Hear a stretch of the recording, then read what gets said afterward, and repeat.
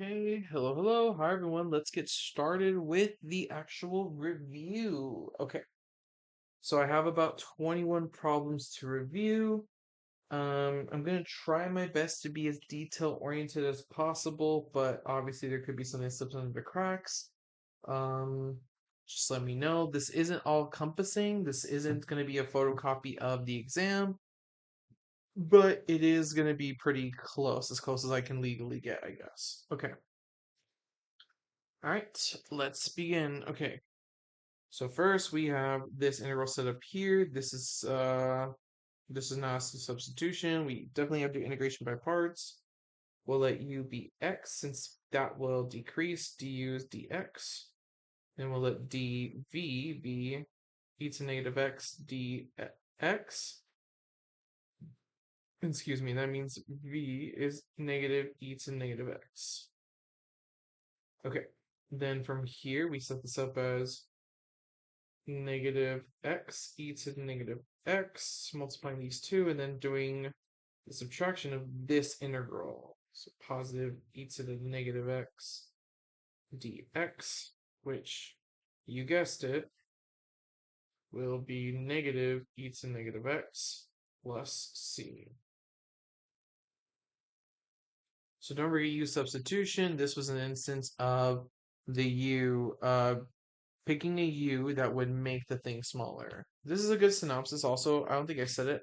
I'm gonna say it again. The added formulas I will provide. This is just a wink and nod at the trig substitution methods. This is just some of the derivatives and integrations that I think I already included in your formula sheets. And then just some classic trig ones. I'm going to include this, but I'm not going to include how to do it. And yes, okay, pretty much it. Right over here, we have integral x times sine of 2x dx. For here, this is also a situation where we're going to go ahead and use x. So, I'm sorry, u is equal to x, du is dx. And then we have dv is sine of 2x dx. So v must be 1 over 2 cosine, negative 1 over 2 cosine of 2x. Yes. Okay. All right. We're going to go ahead and write that out to be negative 1 over 2x cosine of 2x. And then minus this setup, which makes that positive, 1 over 2 integral of cosine of 2x dx.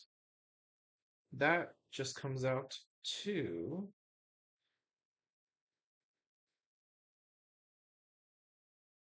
1 over 4 sine of 2x, and then plus c. Okay. I'm just checking my answer key, just making sure I have everything mentioned here. We're good. Okay, cool. Next, we have another situation with using the U substitution, but this one we have it to where just doing the whole thing makes the problem more legible. So I'm going to do U is equal to cosine of ln of x, and du is then the derivative, so sine of ln of x, the derivative what's inside of it, so times 1 over x, and then dx.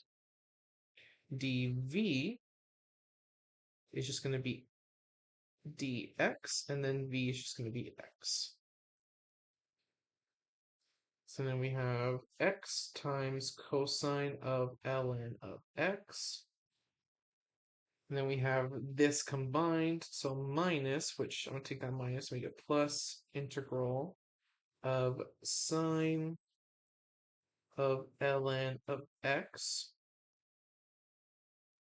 That will cancel out, and then dx. So it seems like we're not going to get rid of this anytime soon, but we know that these cosine ideas tend to repeat. So what will probably happen is we'll make this appear again, then solve for this the old-fashioned way. So let's go ahead and do that again. So let me use a different color. I'm using an obvious different color because I was about to grab like a dark blue, which is kind of not the point. So u is sine ln of x, and then hold on, my headphones acting up. Okay, there you go. And then du is cosine of ln of x times 1 over x times dx. dv is just dx, and v is just x. So we're going to replace this whole thing with that. We have from before the x cosine of ln of x plus these guys multiplying, so x sine ln of x, and then minus these, which is cosine of ln of x, and then the 1 over x and the x cancel out, and you're doing dx. So don't forget what this was all initially equal to this.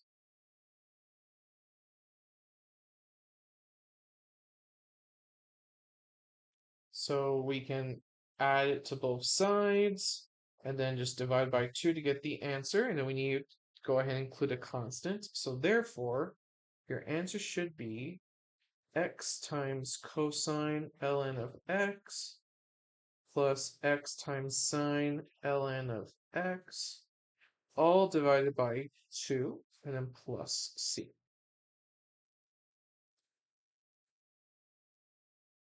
Okay, let's move on. Okay, over here, we have an issue where we have ln of x and x squared. Now, technically for this, we know that if I keep taking the derivative of this, it will disappear.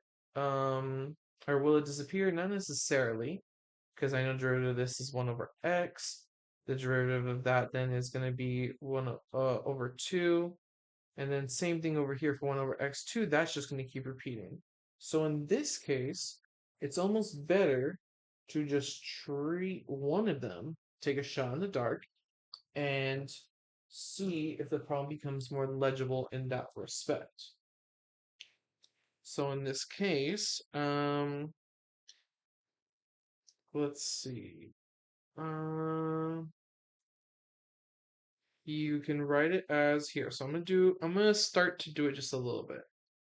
So you do u is x squared, dv is ln of x dx. And then you have u is ln of x, and dv is x squared dx. Oh, I'm sorry, not x squared, negative 2. Or, yeah, I'm going to rewrite it like that. I did that mentally, but I didn't do that out loud. I apologize. ln of x times x to the power of negative 2 dx. Okay.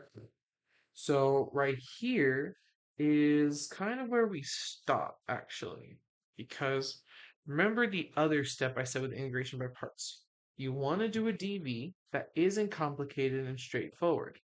In these cases, these dv's are very different in terms of difficulty. This one is more complicated. This one is just a power rule. So we're better off just doing a power rule application. So that means du is simply 1 over x dx.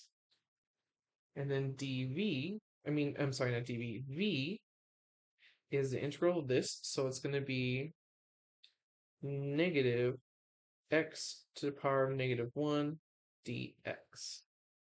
I'm sorry, not dx. I'm doing the derivative again. Yeah, plus 1 divided. Okay, cool. Just making sure. All right.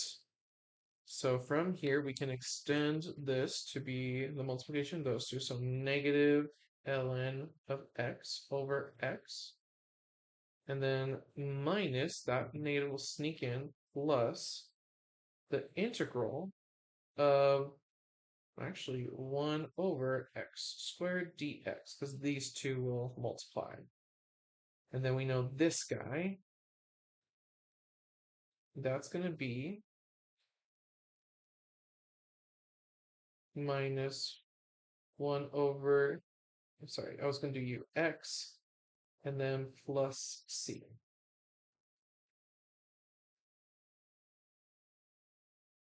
Don't forget, I kind of glossed over right now, but don't forget the power rule. Is that on your formula sheet? I don't think I put it on your formula sheet. Let me just quickly check. If it's on your formula sheet, I'll leave it there.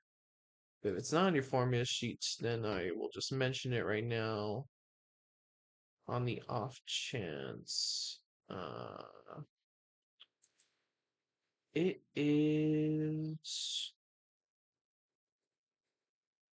it is in your formula sheet. So I'm referring to one of the formulas on the right side of that integrals that says the integral of xn dx is equal to xn plus 1 over n plus 1.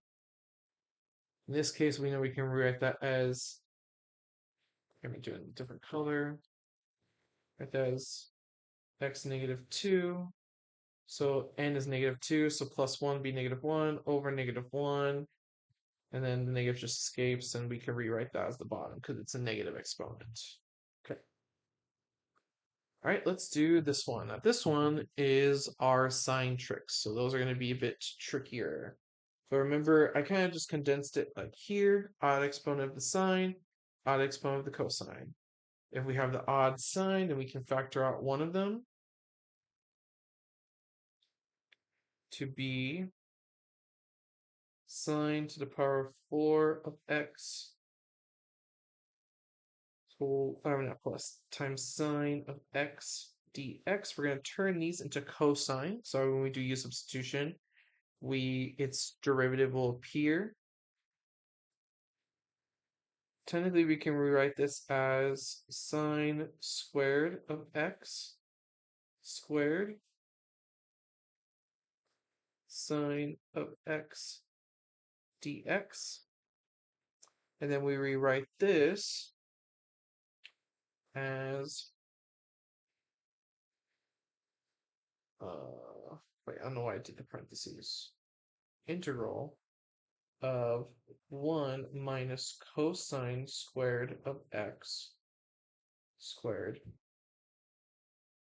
and then plus times sine of x dx.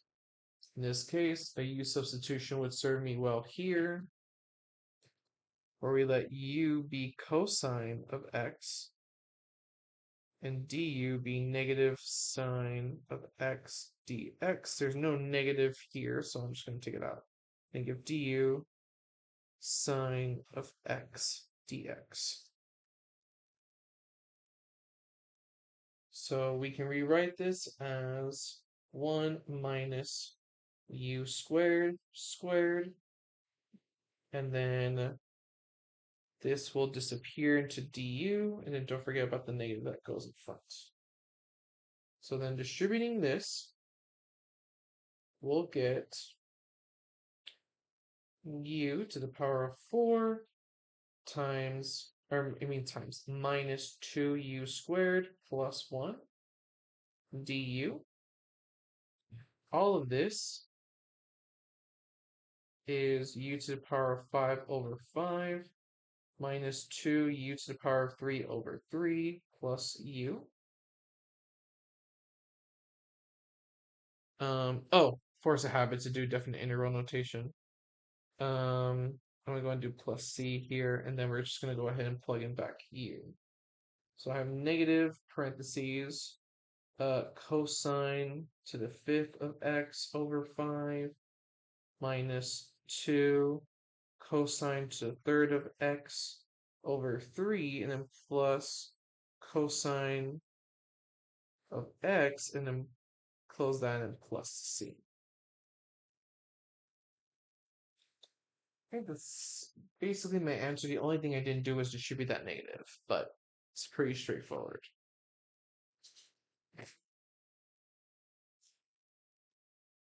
Okay, all right. Here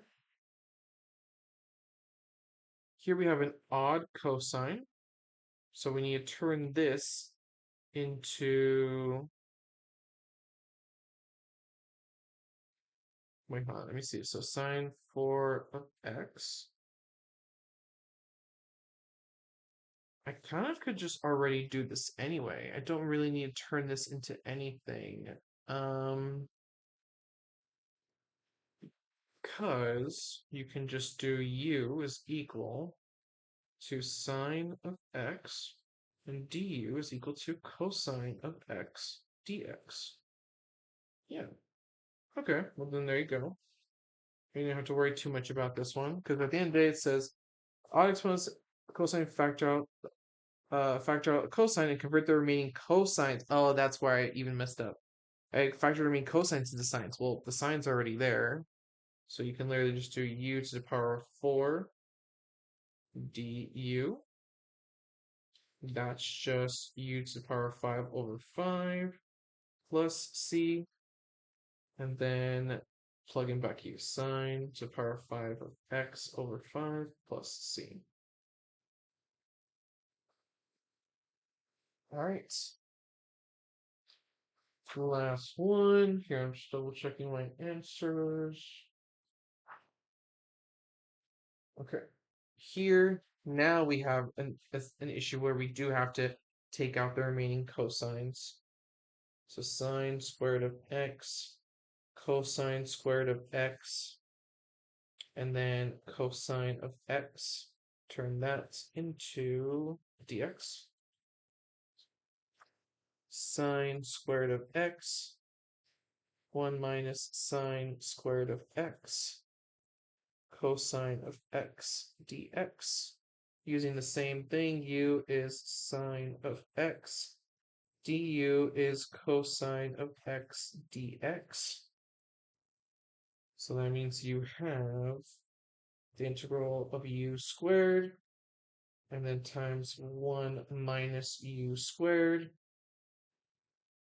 du.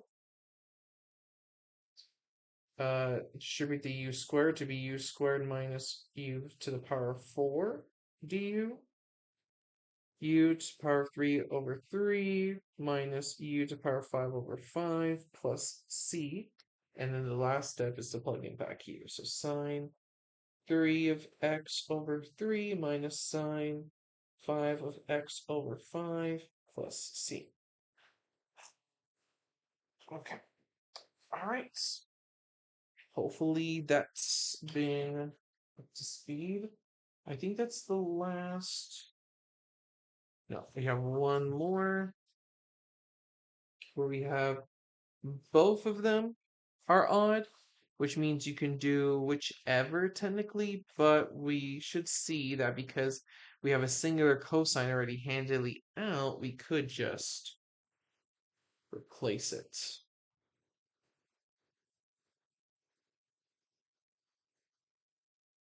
So you have the integral of u to the power of 5 du, u over 6, or u to the power of 6 over 6 plus c. Then you plug it in sine of 6 of x over 6 plus c. All right, now we have those unique substitution terms. Okay, I just want to see something. Okay, so for here, um, we wrote all of these when you see them, what you replace x with. So for here, I see an x squared minus 9. So that leaves me to do the secant trick, where x is equal to, well, it says 9. So if a squared is 9, then that's 3 secant of theta. That means x squared must be 9 secant squared of theta, and dx is 3, and then secant of theta, tangent of theta, d theta. All right, let's plug all that in.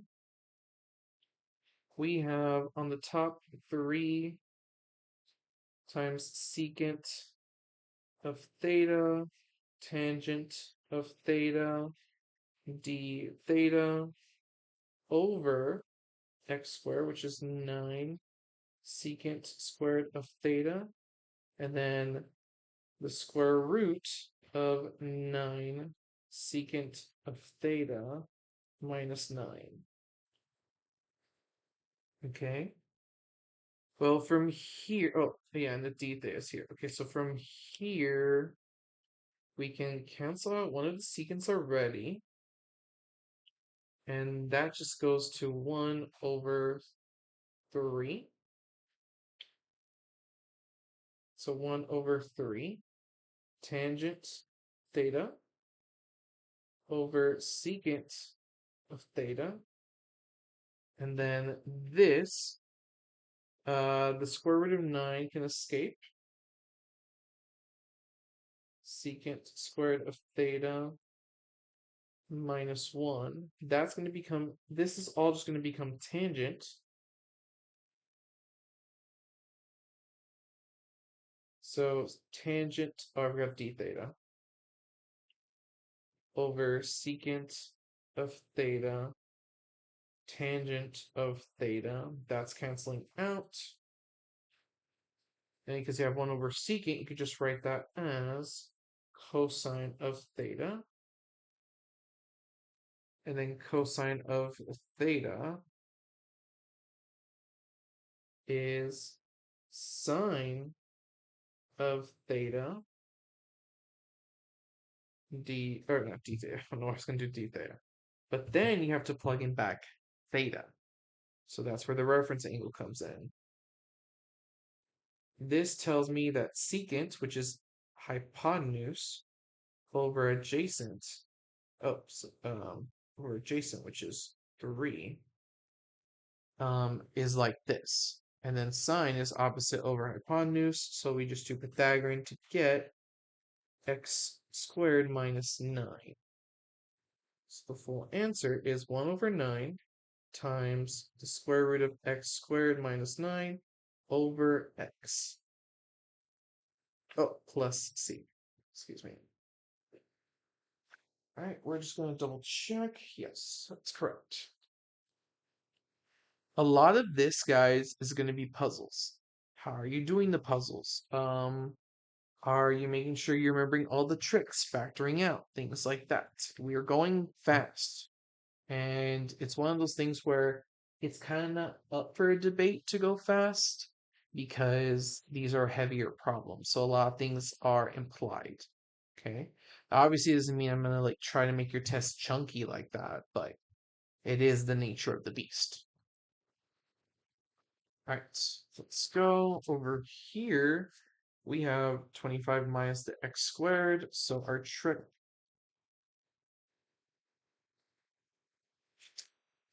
What the heck? I'm missing pages of this review. I guess give me a second. Let me did I staple into something else? Here, let me still just do this anyway, since we're on roll. Okay. So we're using this trick where it says here, I'm gonna do a different color because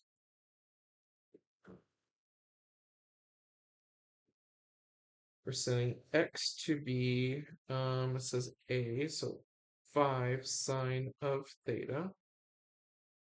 X squared then is 25 sine squared of theta. And then dx is 5 cosine of theta d theta.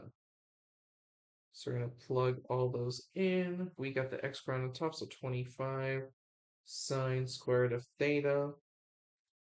And then we have dx, which I'm just going to write already multiplying, cosine theta d theta, and then on the bottom, we have the square root of 25 minus 25 sine squared of theta. I'm going to let that 25 factor out to be square root of 25, which is 5, which will make the top of this 25. Sine squared of theta cosine theta divided by square root of 1 minus sine squared of theta. And that's just, all of this is going to become cosine of theta, which then makes this problem the integral of sine squared of theta, d theta. And then, here, did I write them here? Oh, I didn't. Okay, I'm probably going to also give you the power rules. For this one, 25 is equal to, I believe it's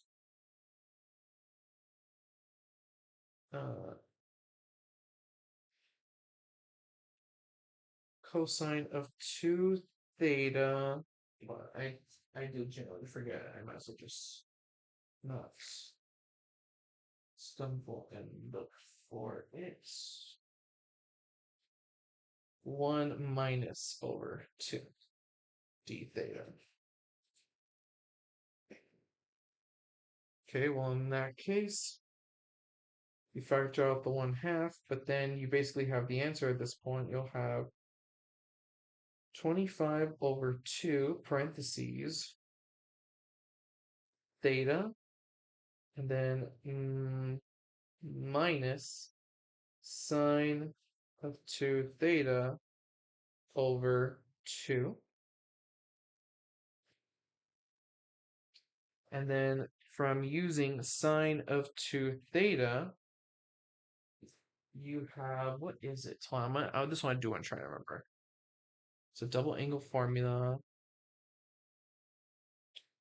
I believe it is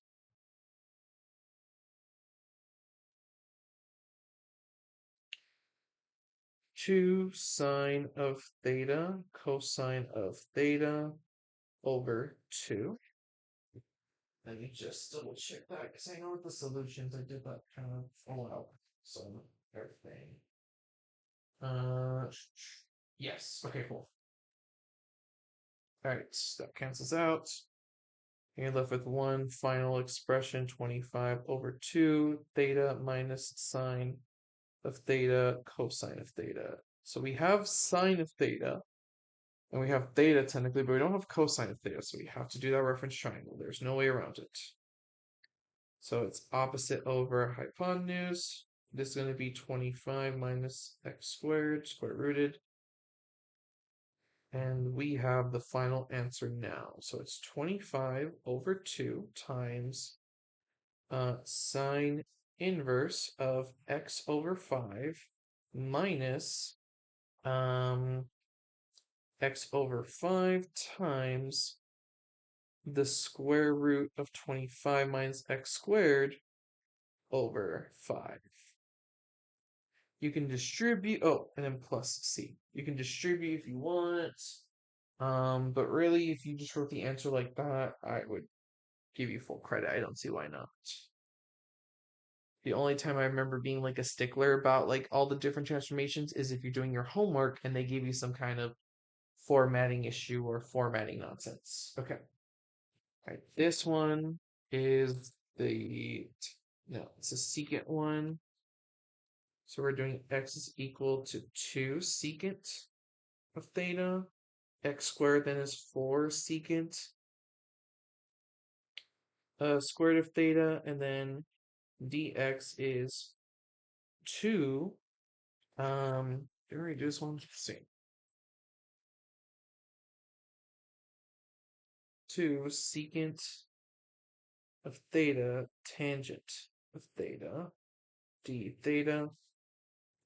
So we have 2 secant of theta tangent of theta d theta over square root of 4 secant square root theta, or it's not square root, square theta minus 4. Let the 4 cancel out, or come out. It'll be square root of 4, which is 2, and that will cancel out. Secant of theta tangent of theta over square root of secant squared of theta minus 1. That's going to be tangent, so that will cancel out.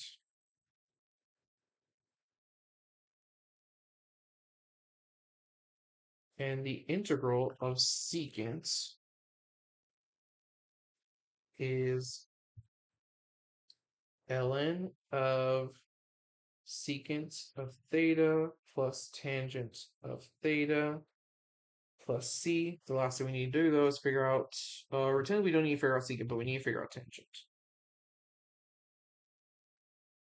Secant is adjacent over hypotenuse, so that means this is 4 minus x squared.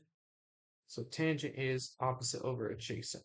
So we'll have the final formula, or the final answer of x over 2 plus the square root of 4 minus x squared over x plus c.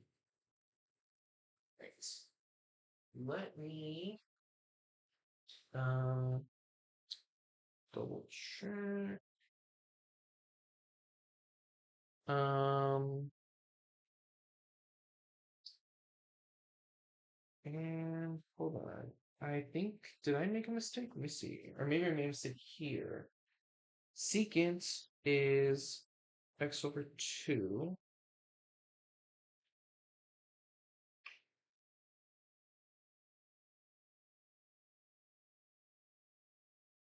Secant is x over 2, which stands for. Oh, I did do it. I did cosine. So I need to flip this a little. So I need to flip this. Okay. So secant is x over 2. So that's going to be hypotenuse over adjacent. So that means this is x squared minus 4. So really the only thing that changes is that this is x squared and this is 4. Okay, not too bad. I'd probably give myself like one piece off and then count everything else is correct. Okay. I am missing the other 10 problems, but you know what? Maybe that's a good thing. So that way I can split this video into parts in case I have to print it. I don't want to worry about printing it. So, yeah, this was accidentally part 1. You should see part 2 in just a bit. See you in a moment. Bye-bye.